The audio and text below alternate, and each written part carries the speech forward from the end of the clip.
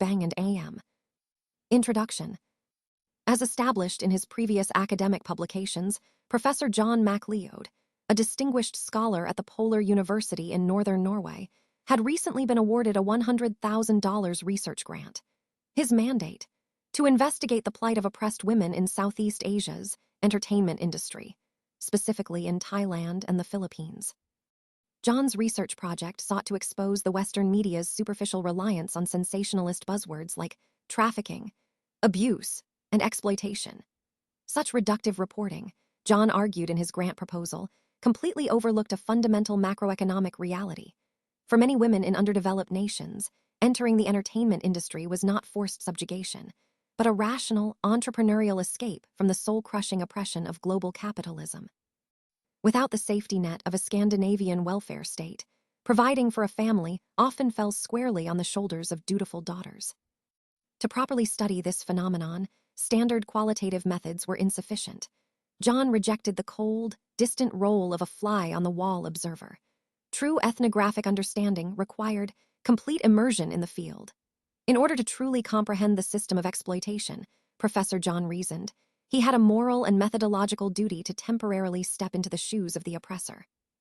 Naturally, this noble academic pursuit led him straight to Sukhumvit Road in Bangkok. Fieldwork on Sukhumvit Road. Around 2014, Sukhumvit Road was a living laboratory of global inequality.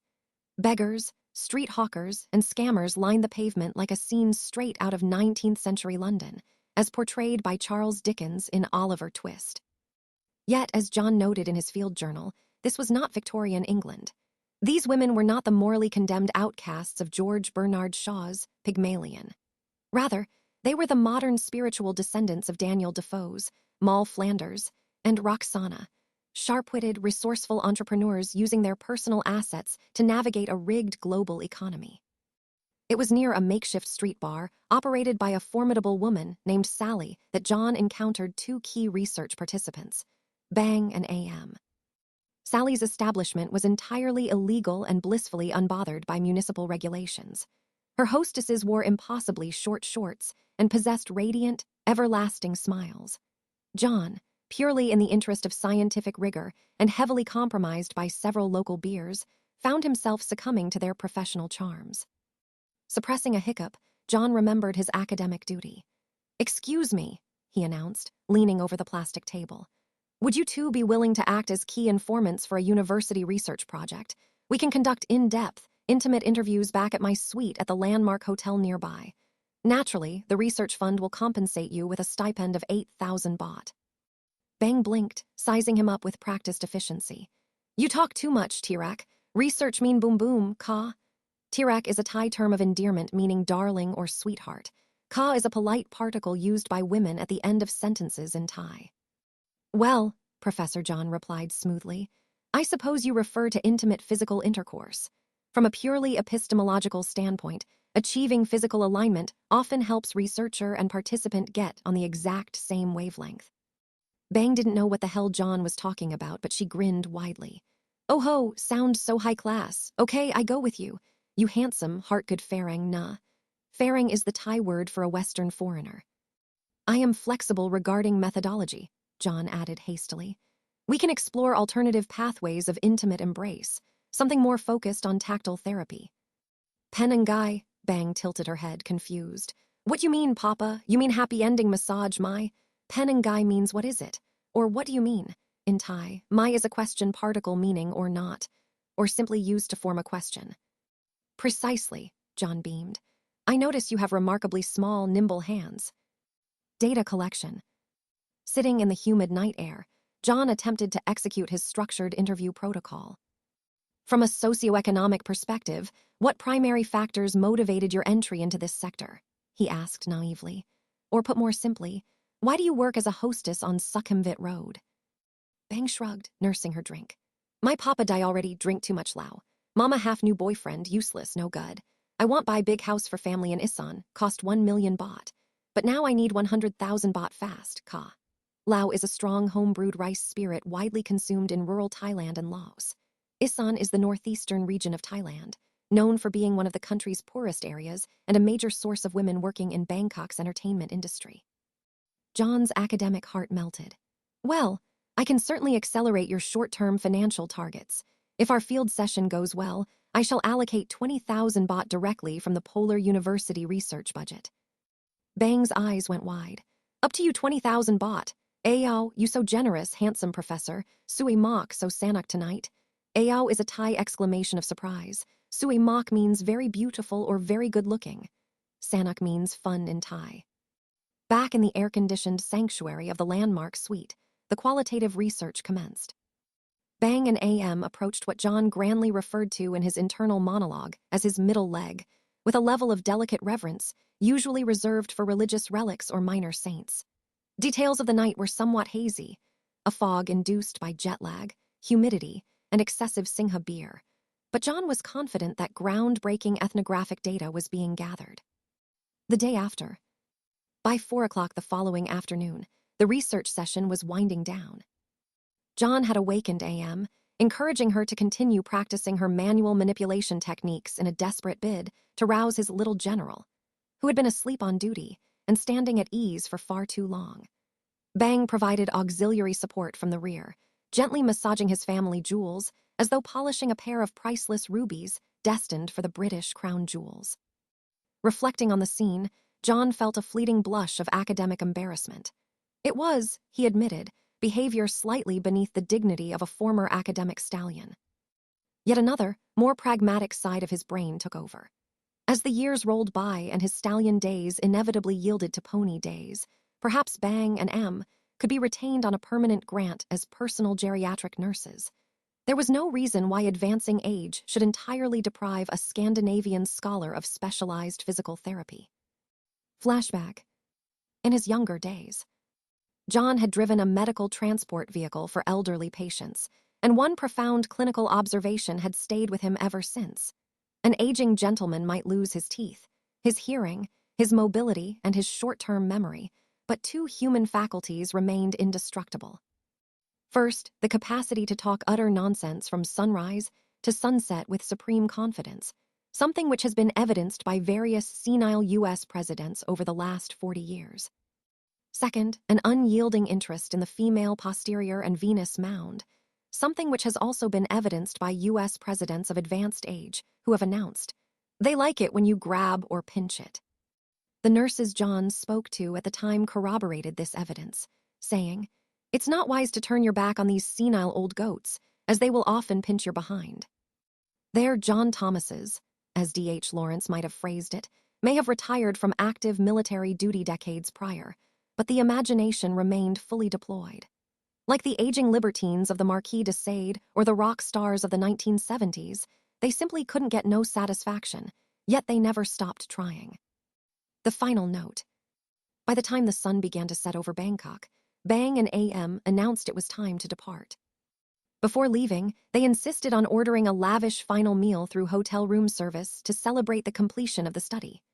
The table was soon laden with soft-shell crab, steamed fish, exotic fruit platters, and top-shelf cognac, transforming the suite into a royal banquet hall. John lay back against the plush pillows, feeling a deep sense of scholarly accomplishment. He had combated Western media bias, empowered two third-world female entrepreneurs, and enjoyed a thoroughly invigorating therapeutic weekend. "Professor John," Bang whispered softly as she adjusted her newly acquired designer handbag at the door. "Thank you so much, research with you so Sanuk. Bye-bye, Tirak." "Think nothing of it, my dear," John said, offering a magnanimous wave from the bed. "Science thanks you." As the door clicked shut, John stretched, reached for his leather wallet on the nightstand to check his remaining currency, and found it strangely light. In fact, it was completely empty. Panicked, he scrambled over to his briefcase. His corporate Polar University credit card was gone. His emergency stash of $2,000 US dollars was gone.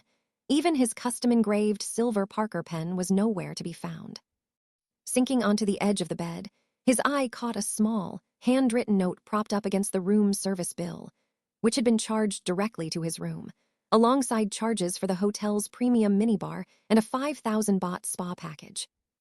Written in neat, round handwriting on Landmark Hotel stationery was a final message from his key research participants. "Dear Professor John, Thank you for teach us about global capitalism, Ka. As smart female entrepreneurs, we decide escape poverty today. We take your $100,000 research grant money from laptop bag already. We go buy big house and Buffalo in Isan now. Good luck report to Polar University, nah. Love and Chokdi. Chokdi means good luck in Thai. Bang and AM, CEOs. The Posty brief. 2 weeks later, the climate in Tromsø was minus 12 degrees Celsius, a stark, freezing contrast to the humid alleyways of Bangkok. Inside the administrative building of the Polar University, Professor John MacLeod sat on a very hard wooden chair across from Dean Gudrun Lindqvist. Between them lay a glossy, 50-page expense report, a stack of flagged credit card statements, and an empty black leather laptop bag. Dean Lindqvist slowly adjusted her spectacles, her eyes locking onto John with the warmth of an Arctic blizzard. Professor MacLeod, she began, her voice dangerously calm. I have reviewed your preliminary field report for Project Gender Dynamics and Socioeconomic Agency in the Global South. I must say the academic prose is remarkably creative. Thank you, Gudrun, John said, offering a tight, dignified smile while crossing his legs. I felt it vital to avoid the sterile, clinical detachedness of traditional sociology. Indeed, she said, tapping a red pen against a printout. So creative, in fact, that I am struggling to reconcile your theoretical framework with these itemized receipts from the Landmark Hotel Bangkok. She cleared her throat and began reading aloud from the ledger. Item 1, Tactile Ethnographic Fieldwork Session with Key Informants Bang and AM, 8,000 Norwegian krona. Item 2, Cognac-Assisted Epistemological Calibration, 4,500 krona.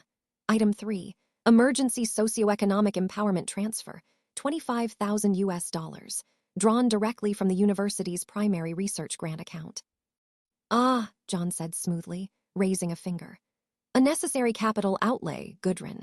As I outlined in Section 3, one cannot truly critique the extractive mechanisms of Western hegemony without actively engaging in the transactional matrix oneself.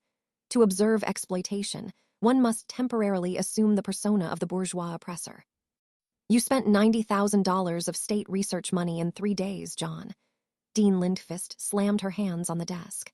And where, precisely, is the raw data? Where are the transcribed audio recordings? Where is the university-issued encrypted laptop? John cleared his throat, adjusting his tweed jacket and spectacles. The physical repository of the research data, along with the laptop, the grant funds, and my silver Parker pen, underwent an unscripted redistribution of capital. Dean Lindqvist stared at him. You were robbed. I prefer the term empowered field agency, John corrected gently. The research subjects, demonstrating precisely the razor-sharp entrepreneurial initiative I hypothesized in my literature review, executed a localized wealth redistribution strategy. In a very real sense, Bang and AM validated my entire thesis. They stole the entire $100,000 grant to buy a cattle farm and a 2-story house in Isan, she shouted, waving a police report printout. They left you a handwritten thank you note calling themselves CEOs. Which proves my point about Daniel Defoe, John insisted, leaning forward with sudden academic passion. They are not helpless victims of global systemic oppression, Gudrun. They are vibrant, self-actualized economic actors. The study was a resounding success. Silence hung heavy in the dean's office for a long, excruciating minute.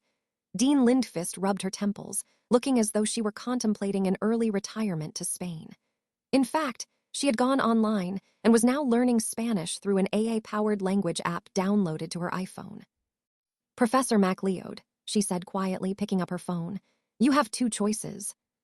Either you write a peer-reviewed monograph explaining how 2 Thai street hostesses outsmarted the entire Polar University sociology department, and you pay back the room service cognac out of your own salary. Or, John asked cautiously, or your next mandatory fieldwork project will be a 5-year, unfunded qualitative study on the mating habits of the North Svalbard walrus, on site, starting in November. John paused, contemplating the bitter Svalbard wind versus the memory of room service in Bangkok.